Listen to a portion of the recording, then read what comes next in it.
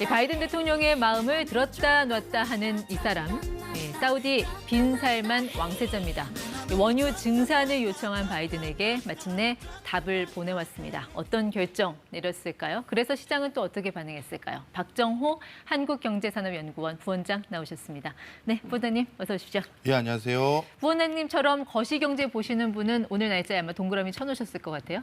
예, 오펙 플러스 회의가 있었기 때문에 다들 네. 관심을 갖고 그렇죠. 있었습니다. 석유 수출국 기구 플러스 주요 산유국들의 합의체입니다. 예. 자, 여기서 바이든이 그동안 기름값 좀 잡겠다고 몇 번 그 석유 증산 좀 해달라고 요청했잖아요. 어떤 결정 나왔어요? 먼저 회의 결과부터 좀 들어볼게요. 예, 결과가 사실 증산인가라고 갸우뚱하게 됐는데요. 9월부터 증산을 하기로 결정한 양이 하루 10만 배럴 정도만 증산을 하겠다는 겁니다. 이 10만 배럴이면 하루 원유 소비량의 0.1%도 안 되는 수준이거든요. 그러니까 9월부터 하루에 10만 배럴씩 증산을 하겠다. 네. 그럼 그동안 7, 8월은 하루에 얼마씩 7, 8월까지는 하루에 64만 배럴을 증산하겠다라고 했으니까 확 깎은 거네요. 그렇죠. 이전보다도 오히려 이렇게 그 바이든 대통령이 사우디까지 출장도 갔는데 이건 뭐 기름값도 못 건지고 오신 거죠, 뭐.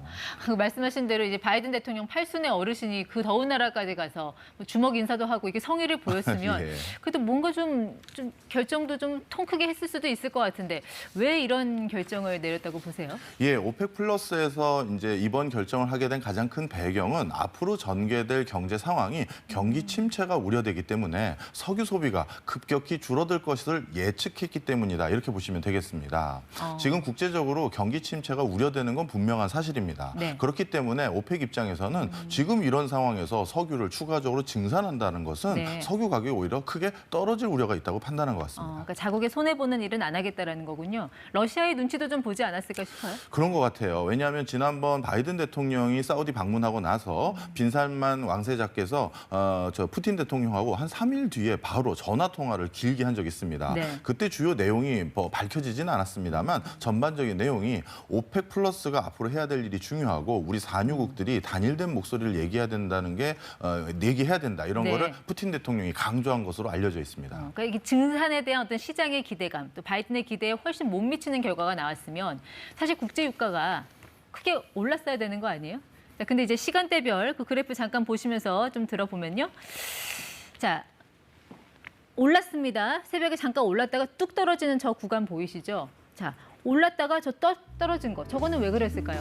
예, 이거는 이제 국제 유가의 흐름을 안정시키기 위해서 미국에서 추가적으로 발표한 내용 때문인데요. 백악관에서는 전략 비축률을 가지고 있는 것들을 대거 방출하겠다. 이런 것들을 발표한 시간에 국제 유가가 다시 한번 안정적으로 떨어지는 그런 구간으로 잡혔습니다. 그 백악관에서 또 원유 재고율이 오히려 늘었다. 뭐 이런 얘기도 했던 것 같아요. 맞습니다. 이렇게 재고도 충분하고 이런 것들을 재고로 쌓아두는 것이 아니라 전략 비축률을 방출하겠다는 의사를 같이 반영한 것이기 때문에 시장에서는 유가 공급에 원활함이 있을 수 있겠구나 해서 다시 급락한 거라고 볼 수 있겠죠. 네, 어쨌든 결과적으로 국제 유가가 90불대로 내려왔어요. 이거 거의 전쟁 이전 수준으로 회복을 했다고 봐야 되죠? 뭐 전쟁이 일어나서 한참 고공행진을 비할 때에 비해서는 상당히 많은 부분 안정적으로 돌아온 것도 사실입니다. 네. 그리고 이렇게 오펙 플러스 회의뿐만 아니라 지금 국제적으로 코로나19가 다시 확산될 것이라는 우려가 있거든요. 이 때문에 하반기 뭐 여행 수요라든가 대외 활동 수요가 줄어들면서 유가에 대해서도 어느 정도 안정적인 국면으로 돌아서고 있는 것 같습니다. 네. 네. 인플레 국면에서 이 유가가 갖고 있는 그 비중이 굉장히 크잖아요. 이게 물가가 올라가는 국면에서 국제 유가의 역할이 있다면 또 떨어지는 국면에서도 역할이 있다고 보는데 이 정도 내려왔으면 이제 인플레가 좀 꺾이나 하는 기대감 가져봐도 되는 걸까요? 근데 여기서 두 가지를 주의하셔야 되는데요. 유가는 떨어지고 있는데 천연가스 가격은 아직까지 상승 기류에서 계속 유지되고 있습니다. 따라서 단순히 유가만 보고 에너지 가격이 안정된다고 보기는 어렵고요. 천연가스는 러시아가 지금 밸브를 잠갔다 놨다 해서 그러는 거죠? 예. 그리고 또 한 가지 중요한 요소가 곡물 가격의 흐름이 아직까지 예상을 넘어서주는 수준으로 올라가는 구간들이 많은데요.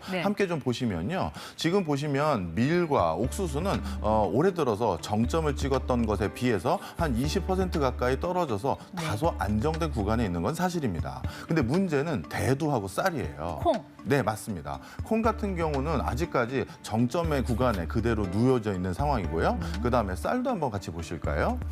쌀 같은 경우는 캘리포니아산 북한 종립종이라는 것은 우리나라, 일본 그리고 중국의 동북 지역에서 먹는 쌀의 종자인데요. 네. 지금 화면에서 보시는 것처럼 최근 들어서 가장 높은 가격 구간까지 올라가 있는 상황입니다. 그러니까 곡물 가격은 아직까지 네. 안정된 게 아니다 이렇게 판단할 수 있겠죠. 쌀값은 좀 이상하네요. 우리나라에서는 지금 쌀값 폭락한다고 걱정인데 이 국제 시세하고는 좀 다르게 가나 보네요. 예, 맞습니다. 쌀뿐만 아니라 곡물들은 어떤 특정 지역 안에서 주로 소비를 하는 것이 목적이기 때문에 이렇게 원거리에 있는 가격들은 큰 차이가 있는 경우가 많이 있습니다. 네, 그러니까 국제 곡물 시장은 아직까지 조금 불안하다. 그렇죠. 그래도 우크라이나에서 오늘부터 이 곡물 수출 다시 재개한다는 그런 소식도 들려왔는데 이런 거면 좀 가격 안정에 어느 정도 우호적인 여건이 마련될 수 있지 않을까요? 예, 곡물 가격 수출이 재개되기 시작하면서 다소 이제 우크라이나 그 곡물 수출이 재개됐다는 소식 때문에 세계 곡물 시장이 조금 안정적인 기미가 며칠간은 있었었는데요. 이 전쟁이라는 것은 어떤 변수가 일어날지 모르는 상황이거든요.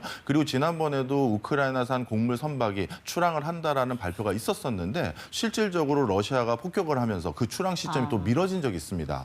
그런 것을 고려했었을 때 앞으로 전쟁의 흐름이 어떻게 전개되는지에 따라서 다시 우크라이나산 곡물이 해외 수출이 안 될 수도 있다는 점도 우리가 고려해야 될 것 같습니다. 네. 어쨌든 그동안 우리 국내나 뭐 미국이나 주식 시장에서 가장 불편해했던 게 이 유가였잖아요. 네.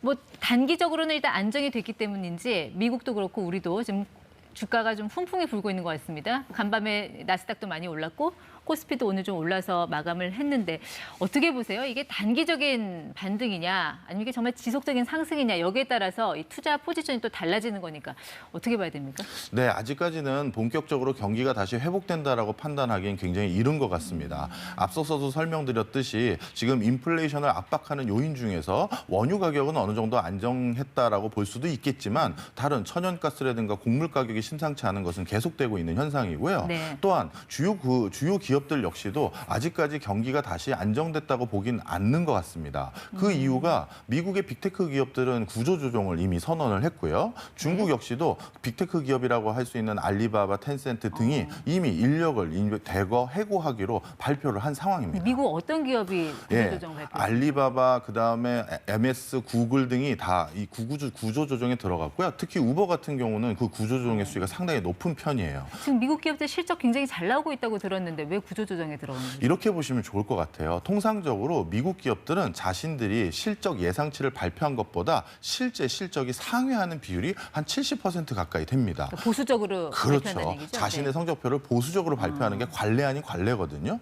그런데 이번에는 예년에 비해서 실적을 예상치보다 상회해서 발표하는 그 숫자가 더 적어졌어요. 그러니까 분명 실적이 예상보다 높아졌다라는 시그널은 있지만 그 정도와 양이 좀 적어졌다는 거죠. 이 얘기는 아직까지 경기가 좋아졌다라고 보기에는 이르구나라는 증거들 중에 하나입니다. 그러면 그런 어떤 빅테크 기업을 중심으로 한 대형주의 배신이 있을 수도 있다. 이런 약간 경고를 하시는 건가요? 아마 제 경고에 앞서서 많은 투자자들이 지금 배신감을 느끼고 있으실 것 같아요. 우리나라의 대표적인 빅테크 기업이라고 할 수 있는 네이버나 카카오의 네. 많은 종목들도 벌써 40% 가까이 주가가 떨어진 상황이기 때문에 많은 분들이 대형주라고 해서 또는 미래를 담보하는 네. 기업이라고 해서 무조건 투자하기는 어렵겠구나 생각하실 것 같습니다. 그러니까 지금이 우리 투자자들한테는 굉장히 판단하기가 어려운 시기인 것 같습니다. 이 강세론과 약세론이 워낙 첨예하게 맞서고 있어서요. 어떻게 보고 계세요?